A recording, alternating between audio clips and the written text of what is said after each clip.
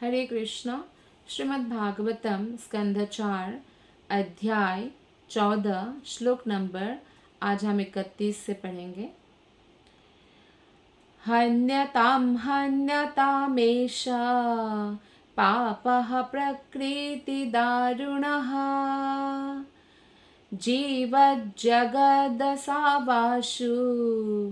कुरुते भस्मसाद्ध्रुवम्। वेन को समझाने समस्त ऋषिगण गए थे और वेन ने ये कहा कि आप कौन से भगवान की पूजा करते हो, मेरे पूजा करो, समस्त पूजा का सामग्री मुझे अर्पण करो, मैं आपका पालन करता हूँ। अगर आप मुझे छोड़कर किसी अन्य की पूजा करते हो तो आप उस उल्टा स्त्री की तरह हो। और बहुत कुछ बोला कि आप अनुभवहीन हैं, मूर्ख है, सब कुछ बोला। तो ऋषियों ने देखा कि ये प्रजा के कल्याण के राजा नहीं हैं, ये प्रजा के आध्यात्मिक कल्याण तो कर ही नहीं सकते और खुद भी इतने बड़े पापी हैं। तो सभी ऋषि तुरंत हाहाकार करने लगे, कहने लगे इसे मारो, इसे मारो, यह अत्यंत भयावह और पापी पुरुष है। यदि यह जीवित रहा तो निश्चित रूप से सारे संसार को देखते देखते भस्म कर देगा। बोलते हैं कि परिवार में अगर कोई कुपुत्र पैदा हो जाए वो तो पूरे परिवार का नाश कर देते हैं। एक तो ऐसे व्यक्ति वैष्णवों के प्रति, साधु के प्रति ईर्ष्यालु होते हैं, जिसके कारण सिर्फ वो अकेले नरक नहीं जाते हैं। हमारे शास्त्र में कहा गया है कि वैष्णव अपराधी अपने पूरे पूर्वजों को भी नरक ले जाते हैं। तो ऐसे ही राजा है, अगर राजा में ऐसा ईर्ष्यालु भावना है भगवान के प्रति और इतना पापी व्यक्ति है तो वो संसार को तो देखते देखते ही वो खा लेगा एक प्रकार से। लेकिन साधु पुरुष जो है वो सामान्यतः सभी जीवात्माओं के प्रति अत्यंत दयालु होते हैं, किंतु यदि कोई सर्प या बिच्छू मार दिया जाए तो वे दुखी नहीं होते हैं। क्योंकि सांप या बिच्छू जो है, क्योंकि जनरली आश्रम जैसे जंगल में ही होता है, और अगर सांप या बिच्छू बहुत बढ़ गया है और साधुओं को ही मार रहे हैं और साधु लोग जगत के कल्याण के लिए है तो इसलिए वो दुखी नहीं होते, क्योंकि वो बहुत विषैला होता है।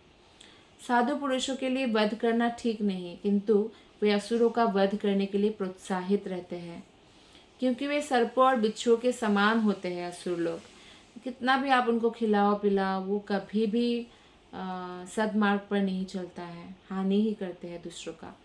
अतः सब ऋषियों ने निश्चय किया कि राजा वेन का वध कर दिया जाए, जो मानव समाज के लिए इतना भयावह था। जिस सीमा तक ऋषियों ने राजा को वास्तव में वश में करना चाहा, उसकी प्रशंसा की जानी चाहिए कि ऋषियों ने सब कुछ सहन करते हुए बहुत मीठी बोली से वेन को समझाया था।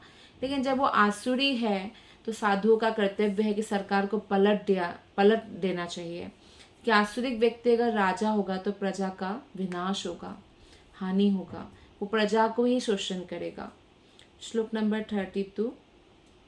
नायमर्हत्य सद्वृत्तो नरदेवावरासनम् योऽधियज्ञापतिं विष्णुं विनिन्दत्यानपत्रपः।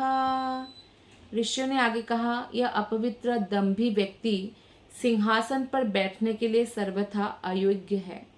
यह इतना निर्लज्ज है कि इसने भगवान विष्णु का भी अपमान करने का दुस्साहस किया। इतना अहंकारी है ये, मतलब वेन, राजा वेन, कि उन्होंने साधुओं का अपमान करने के लिए एक क्षण नहीं सोचा और भगवान विष्णु का भी निरादर किया, अपमान किया। इसलिए परम अपवित्र था वो, सब बहुत अपवित्र था। तो इसलिए ऋषियों ने डिसाइड किया कि इसको मार देना चाहिए। किसी भी व्यक्ति को भगवान विष्णु या उनके भक्तों के प्रति अपमान या निंदा को कभी सहन नहीं करना चाहिए। अगर हम सहन करते हैं, अपने ऊपर हो तो व्यक्ति सहन करते, लेकिन भगवान के ऊपर हो तो व्यक्ति को स्थान या तो परित्याग कर देना चाहिए या शास्त्र अर्थ से उनको पराजित कर देना चाहिए।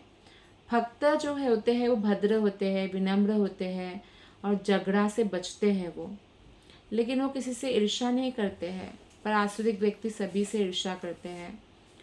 शुद्ध भक्त जब ये देखता है कि भगवान विष्णु या उनके भक्तों का अपमान हो रहा है तो आग बबूला हो जाता है। और यहाँ पे राजा वेन भगवान विष्णु का निरादर कर रहे थे। प्रजा को भी वही शिक्षा दे रहे थे, और प्रजा अगर यज्ञ करे तो अनुष्ठान बंद करवा रहे थे। तो इसलिए भक्त का कर्तव्य है कि यद्यपि भक्त विनम्रता और भद्रता बनाए रखता है, किंतु अगर भगवान का अपमान होने पर भी अगर वो शांत रहता है तो बहुत बड़ा दोष हो जाएगा। श्लोक नंबर 33। को वेनं परिचक्षिता वेनमेकामृते शुभं प्राप्ता इद्याशमैश्वर्यं यदनुग्रह भाजनः। अभागे राजा वेन को छोड़कर भला ऐसे कौन होगा जो उन भगवान की निंदा करेगा जिनकी कृपा से सभी प्रकार की संपत्ति एवं ऐश्वर्य प्राप्त होता हो। भगवान की कृपा से ही राज्य में धन धान्य होता है, सब कुछ पृथ्वी माता देती है, अनाज उगता है, पर भगवान के प्रति थैंकलेस है राजा वेन, और उसको लग रहा है वो सर्वे सर्वा बन गया। कुछ ही साल में मरने वाला व्यक्ति अगर अपने आप को भगवान बता दे, जिस मृत्यु से ही जो जीत नहीं पाया, बीमारी से नहीं जीत पाया, बुढ़ापा से नहीं जीत पाया, तो कितनी बड़ी मूर्खता है। तो इसीलिए भगवान की कृपा को जो नहीं समझते हैं, ऐसे व्यक्ति सबसे बड़ा दुर्भाग्यशाली होता है, और वो दुर्भाग्य को ही बुलावा देते हैं। श्लोक नंबर 34। इत्थं व्यवसिता हन्तुं ऋषयोरूढमन्नवः निजघ्नुर्हुङ्कतिर्वैनं हतमच्युत निंदया। इस प्रकार अपने छिपे क्रोध को प्रकट करते हुए ऋषियों ने राजा को तुरंत मार डालने का निश्चय किया। राजा वेन भगवान की निंदा के कारण पहले से ही मृत्युल्य था, अतः बिना किसी हथियार के ही मुनियों ने हुंकारों से वेन को मार डाला। ऋषियों को कुछ करने की आवश्यकता नहीं है, उनका ऐसे हुंकार वही काफ़ी है। ऐसे हुंकार जो देते हैं वो काफ़ी है। तो राजा में उस हुंकार से ही मर गए ना, उनको एक थप्पड़ भी नहीं मारा है ना, कोई युद्ध नहीं किया बस। तो ये भगवान की तपस्या का ये शक्ति है जो ऋषियों को प्राप्त था। श्लोक नंबर 35। ऋषिभिः स्वाश्रमपदं कतिपुत्रा कलेवरं सुनिता पालयामास विद्यायोगेन शोचति। इस सब के बाद ऋषिगण अपने अपने आश्रमों को चले गए। तो राजा वेन की माता सुनीता अपने पुत्र की मृत्यु से अत्यधिक शोकाकुल हो उठी। माँ तो माँ होती है, भले ही पुत्र टेररिस्ट हो, चाहे पुत्र कैसे भी हो, और माता को मोह रहता है अगर, तो दुखी हो जाती है। तो भले ही राजा वेन बहुत ही क्रूर था और अच्छा पुत्र नहीं था, फिर भी सुनीता माता जो है बहुत दुखी हो गई, क्योंकि उनके पति भी अभी राजा वेन के कारण ही, मतलब पुत्र के कारण ही घर छोड़कर चले गए थे। तो उसने अपने पुत्र के शव को कुछ द्रव्यों के द्वारा तथा मंत्र के बल से सुरक्षित रखने का निश्चय किया, क्योंकि एक्चुअली जैसे कि देवता लोगों को ये पावर है कि वो लोग मृत शरीर में जीवन डाल सकते हैं। या जैसे कि सत्यवान का देहांत हो गया था, तो सावित्री ने बहुत प्रार्थना करके यमराज को मना लिया था, तो वो जीवित हो गए थे फिर से। तो इस तरह से नारद मुनि जो ऋषि मुनि हैं और बहुत प्रतापशाली है, उन्होंने, नारद मुनि ने भी चित्रगुप्त राजा के बेटे को जीवित कर दिया था, फिर से जीवित किया जा सकता। तो उनको एक होप था कि किसी प्रकार जीवित हो जाए, तो डेड बॉडी को उन्होंने जलाया नहीं, द्रव्यों द्वारा मंत्रों द्वारा सुरक्षित रखा। श्लोक नंबर 36। एकदा मुनयस्ते तु सरस्वत्सलिलाप्लुतः हुत्वाग्निं सत्कथाचक्रुरुपविष्टः सरित्तटे। एक बार ये ऋषि सरस्वती नदी में स्नान करके यज्ञ अग्नि में आहुति डालने का अपना नित्य कर्म कर रहे थे। इसके बाद नदी के तट पर बैठकर वे दिव्य पुरुष तथा उनकी लीलाओं के विषय में चर्चा करने लगे। भगवान के गुणगान करना ही उनके भक्तों का एकमात्र काम है, तो वो भगवान के गुणगान करने लगे। श्लोक नंबर 37। वीक्षोत्थितांस्तदुत्पातान्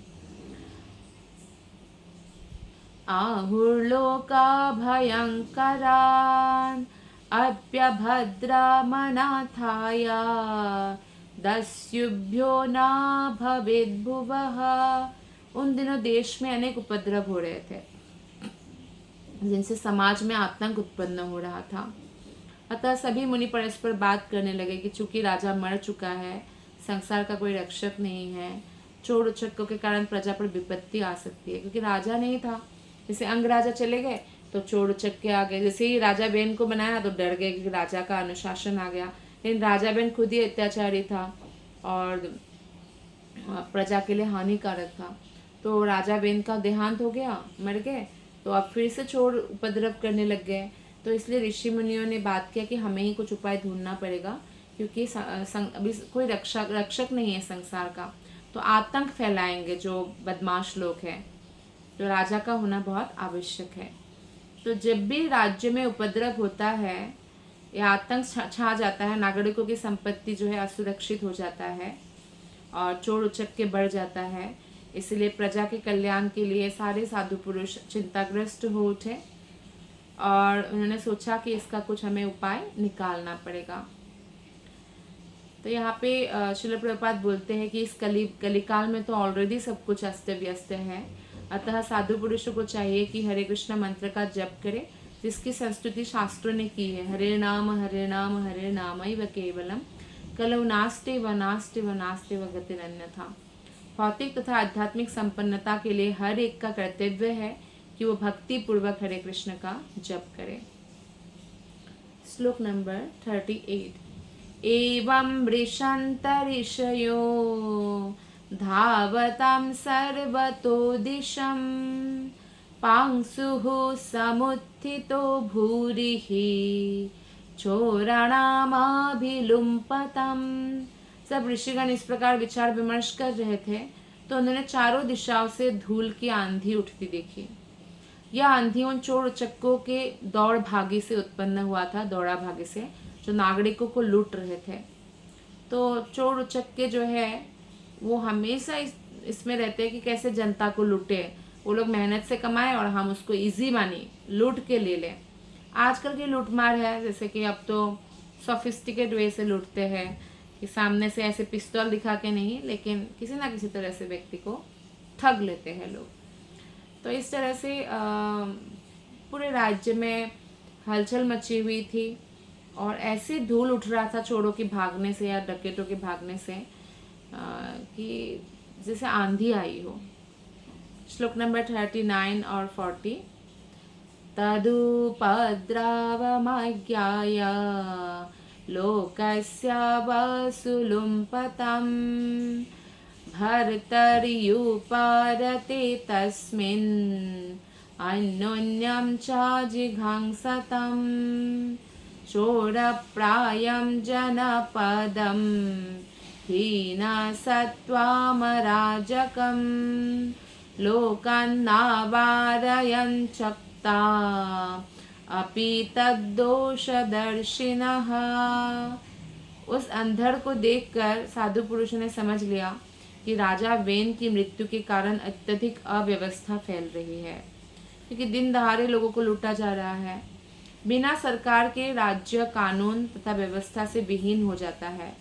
फलतः उन घातक चोर उचक्कों का प्राबल्य उठा जो प्रजा की संपत्ति को लूट रहे थे।